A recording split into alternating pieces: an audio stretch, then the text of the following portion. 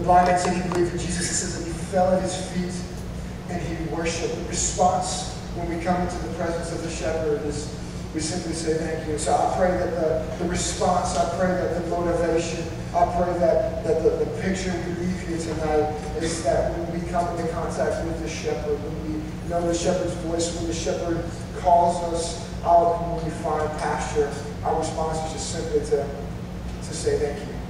And it's a picture of Luke 17, the 10 lepers, and the one leper comes back after he has been healed, and he throws himself at the feet of Jesus, and he says thank you. His heart is filled with his heart's filled with gratitude, and his response is deep affection. And I wonder for us tonight, I wonder for me tonight, if our response is in deep affection because my heart's not full of gratitude. And over again we see those who call themselves disciples, those who call themselves followers, are always sitting at the feet of Jesus, just hanging on every word that he says, which when you see that picture, I pray for moving this forward, it totally makes sense because they believed that Jesus was the good shepherd, and this good shepherd always provided for what they needed. And so that's why people would sit at the feet of the good shepherd, because they were waiting to get what they needed. They were waiting for him to provide what was needed. And it wasn't selfish. It was because they really truly believed and trusted that Jesus wasn't who he said he was, and he did what he said he could do. God, we love you, we thank you. And oftentimes, as we read in the pure earlier, oftentimes we know that we're just prone to wander, and we know that we're just prone to be aimless, and we know that we're just drawn to the things that have deceived us and that have left us empty and that have left us dry, just like the craftiness of the enemy deceiving Eve.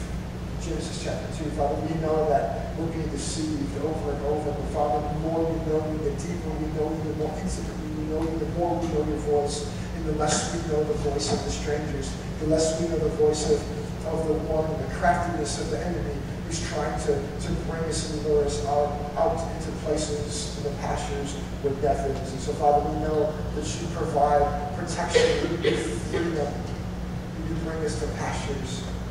Father, we know that the craftiness of the enemy steals and kills and destroys. And so, Father, tonight I pray that we would come in tune, that your voice is so cute. Father, as your sheep, we want our imaginations to be opened. We don't want to live in the conventionality of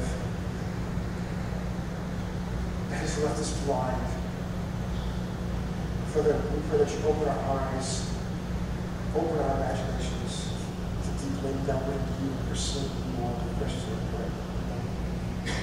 Let's say next to Aaron, Logan, and Chris, please. I'm blessed by the worship leaders that we have. By the way, how many came a couple Thursdays ago when we had the 2 hours of worship night? How many people came? Awesome. Here's the deal. That was just an experiment. This summer, I'm just going to go ahead. This summer, we're going to do something that was an experiment for. It's going to be fun this summer. But here's a couple announcements. I actually brought the announcement sheet. Woo!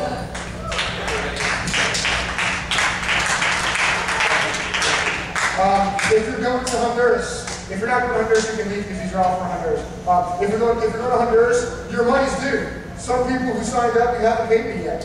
Give me your money. Don't give it to me. Give it to Sarah. Your money's due. Okay? And if you ever filled out your application, there's 2 slackers. Liz, have you filled it out yet? She's going to know. So I can. Have you filled out your application online yet? Okay.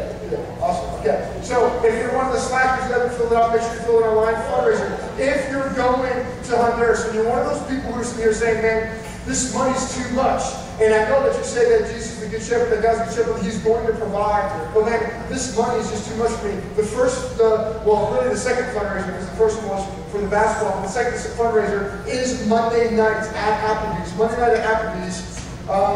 2 shifts from 5 to 9 at Applebee's Monday night. 2 shifts. We're asking you to come for 2 of the hours. 2 of the hours, 5 to 7, 7 to 9. If you show up, what's happening is we're getting 10% of the total bill that comes in from 5 to 9. It's going to be split up with everybody who is there that night helping out. You guys are going to be there as people are walking in, and you're just simply going to be telling people, hey, we're doing a fundraiser tonight for Honduras. And so you're just basically telling them. So if you show up that night, they're going to split whatever comes in. Remember we did this at Culver's last year? At Culver's last year, we got $500+. It's going to be even bigger because it's Applebee's and the business better. And so that's going to take place Monday night, May 17th. I'll tweet out details. Mission trip training begins. If you're going to Honduras, mission trip training begins a week from Monday. The first night, a week from Monday. If you've been on mission trip trainings before, don't come late to that first one. Don't come late to that first one. Don't come unprepared. I'll let you figure out what the prayer looks like. I love you guys. I believe in you. I believe in what we're doing. I believe in the expression of church that I believe that God has called us to. And I ask you guys, and I plead with you guys, I pray for you guys to cultivate the imaginations that God is opening up in your hearts. Man, this summer is going to be awesome. So if you feel like God has called you to invite somebody into the flock, invite somebody in the fold. Man, I want to encourage you guys to bring someone along. I love you guys.